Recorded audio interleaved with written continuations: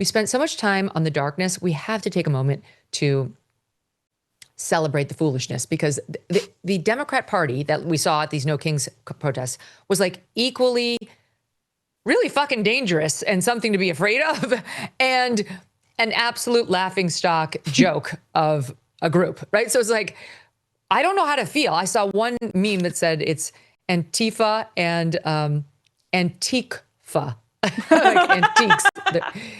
Like that's about right. So we now move on to the Antifa portion of our coverage of the No Kings rally. And probably the best place to start is by showing, well, let's see. No, here's the meme. Antifa and Antifa showing Grandma. Grandtifa is amazing. Let's show the dancers. Do we have that one? I think I was told it was 16 of the dancing protesters, because you and I love to discuss dancing and singing protesters together. So we called this up just for you. Mm.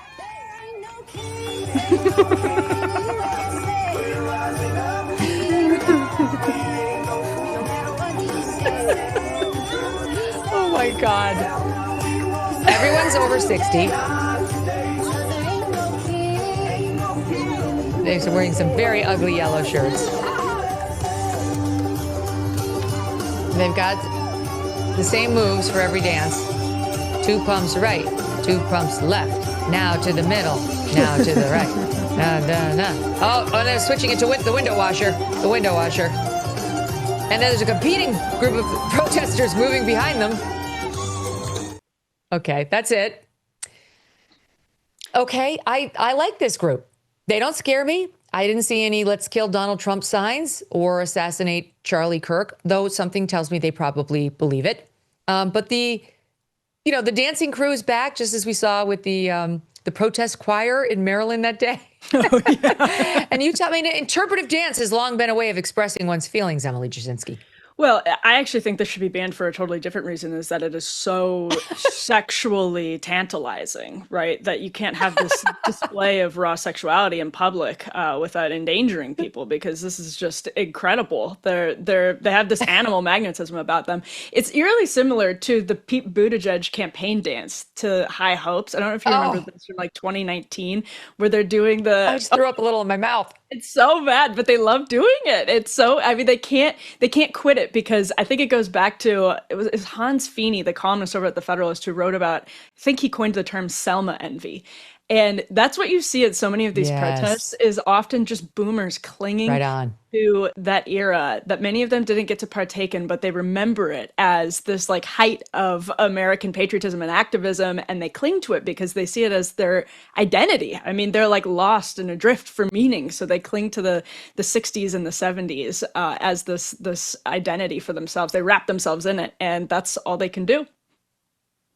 There was a lot of that. Here's a little bit more. George Conway really, really tried to get something going on Antifa, trying to get a chant going. Let's see. Here's a good one. SOT 12. It didn't go well. Hey, Donald J., how many kids did you start today? Hey, Donald J., how many kids did you start today? Hey, okay, that's it. Use these? No one could do it. No one knows what the hell he said, Emily. That was George Conway? Yes, he's clearly been hitting the Ozempic. He looks different. Yeah. I think we all know why. That was not a catchy... This is a great example of somebody on the right who's now trying to be a part of like left-wing activism and has no idea how to do it. And so he's just doing like impression of what he thinks like liberal activism is. And he's doing it. Did he have like a bandana wrapped around? Like that was George. Yes. Bro. Yes. I think the left might call it a kerchief. He was wearing a kerchief. All right. He tried like another one. Let's watch George in SOT 13. And we will shout. We don't care if he never gets out. We say no to his king plan. We won't be subject for him. For it's 1, 2, 3 times impeach for a would-be king. Everybody! Hey, Trump out of the White House. Is he Georgetown? They're still going. We don't care if he ever gets out, we say no. Mm-hmm. Okay, it's making more sense now, right? He needs a little love. He needs somebody to fill him up. He doesn't have Kellyanne. He doesn't have the food, and he needs somebody to fill him up a little now on the inside, and is out there to like feel loved. I mean, there's nothing wrong with that. I think it's fine. I don't feel threatened, and I don't think George Conway's on board the kill the Republicans plan. This to me is kind of good old fashioned protest fun. It's sad that he's not really being loved, and very few people are singing along with him, and you could see the eyes drifting, and nobody understands what he's doing with that song. But at least I think his motivations are pure, like pure TDS.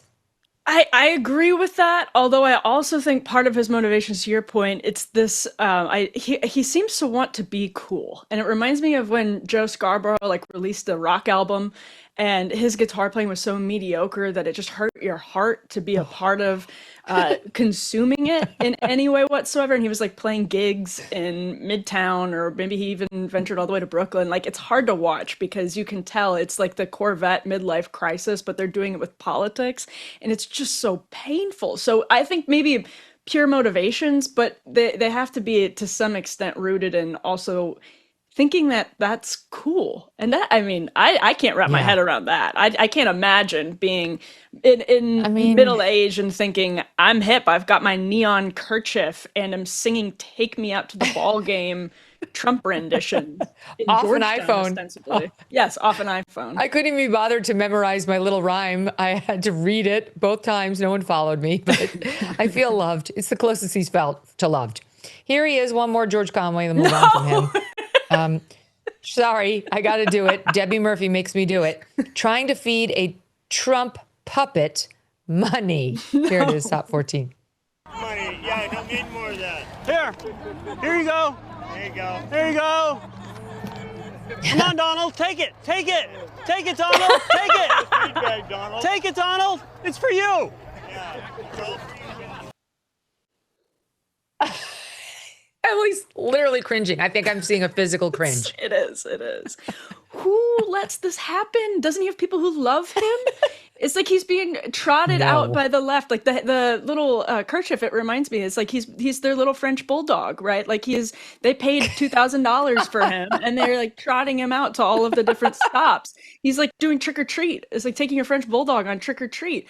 The one thing I thought might Only be better, far less pettable. far less pettable. That's true. The one thing I thought might be better about the second term of Trump is that we wouldn't get this flavor of cringe boomer resistance anti-Trumpism with the like just awful blow-up dolls and the like orange Cheeto King lines that they love to use, but they're still doing the same thing. That's what I saw all over this weekend. They can't fix it. They encourage. I saw one of these groups was texting its followers. Oh yeah, here we go. To your point, here's a bunch of blow up animals, a unicorn, a chipmunk, dancing, because nothing says no kings like a dancing chipmunk and a unicorn. Everyone gets it.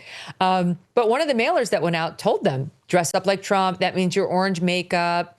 I love how like they tried to get solidarity going in Canada, and halfway into it, they realized, oh shit, we really can't say no kings. We have to change it, right? It was like, we do have a king. Technically, we're controlled by England, and that's a king, and this is a problem for us. But maybe we should change it to no tyrants. And they changed the no crowns to no clowns up there. Canada, we can't help those who won't help themselves. Here's another one. Okay, let's keep going. There's this young man who got up on Saturday, went out there with the signs, like solidarity with the other protesters, and for very good reason. Listen to Stop 15. Trump's a bitch. Yeah, why is that? I don't know. We don't like him. That's the word around here. Any particular reason why you don't like him? No clue at all. I'm just going with everybody else saying. I like him. He's honest. Thank you. Right? Thank you for your honesty. Like, no clue at all. I'm just out here. There's another one. This is the sweet, tolerant left. It's just a video, V3, as the No Kings protesters in Portland walk right past and over the homeless. Oh, good. Good. Almost like aristocracy. It's almost as though they're aristocrats stepping over the poor. There's somebody getting peasants. their blow-up animal through past the homeless. They're going to get poked with a needle. I don't know how they stay inflated with all the needles in Portland. Oh my God, they're actually like stepping over homeless people to go to the protest site while they're in animal costumes. You cannot make it up. Okay, let's keep going. You've got, let's see, these are kind of fun. Should we say video 5 and video 6? My only cue on these, I send these to my team or they send them to me and we say, yeah, let's cue them up. And then the only thing on my sheet is old white people. Oh, That could be anything.